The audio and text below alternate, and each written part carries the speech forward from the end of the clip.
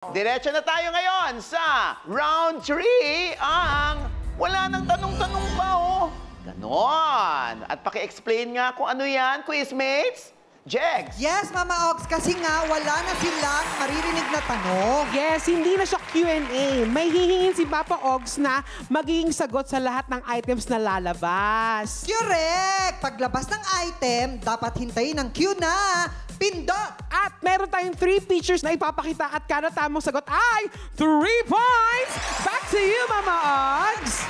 Dito nga ay wala nang tanong-tanong pa. Hindi tayo pictures today.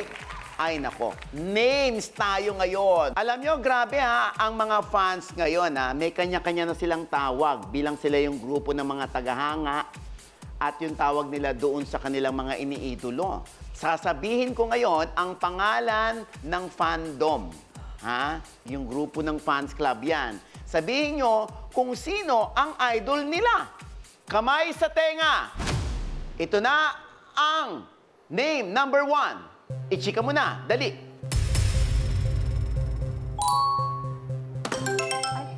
Wala pang... Di ba sabi ko pindot? Oo. Nagmamadali na naman si Anton. Oo, ha? Nagbago na pala. Oo. Sayang, Jaya ka pa naman. No? Swifties? Kilala niyo ba yon? Pindot! Kit Kat. Taylor Swift! Taylor Swift nga ba? And your answer is... correct!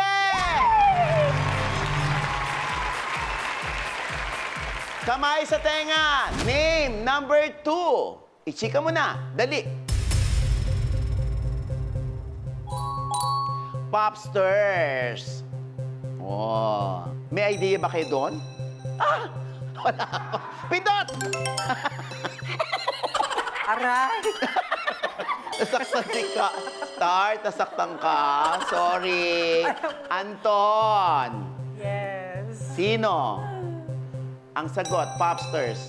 Sarah Geronimo. Sarah Geronimo is correct!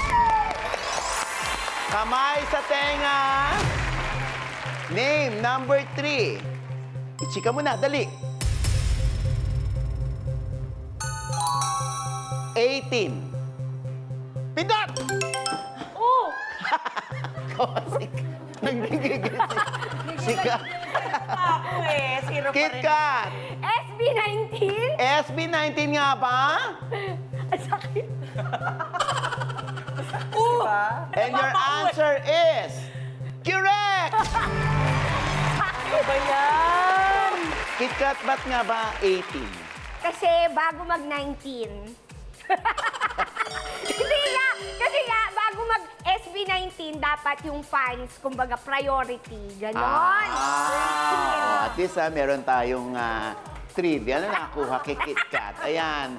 At syempre, sa round 3 na ito, ang scores nila ay Anton got 3, Kit Kat 6, Tart Kai, Bokya Mani Popcorn. Best friend! Yes! Pero sino nga ba ang ating overall champion ng Chismis, Kid? At eto na nga, Mama O. Ayan, tignan natin ang final scores nila. Eto naman si Ate Kai. Nako, Bokya walang nakakuha. Samantala naman si Ate Tart ay nakakuha lang ng 1 point. Ayan, si Ate Anton naman nakakuha ng 7 points. At eto na ating panalo. Si Ate Kit Kat naman nakakuha ng 10 points. Ayan. Congratulations, Kit Kat. Ikaw ang ating Chika winner for today. At huwag kayong mag-alala kay Tart, Anton. Siyempre, mag-uuwi rin kayo ng tig pa 5,000 pesos. Halika na, Kit Kat. Ngayon pa lang meron ka ng 20,000 pesos. At ikaw, kumare, ang pasok sa jackpot round worth 30,000 pesos.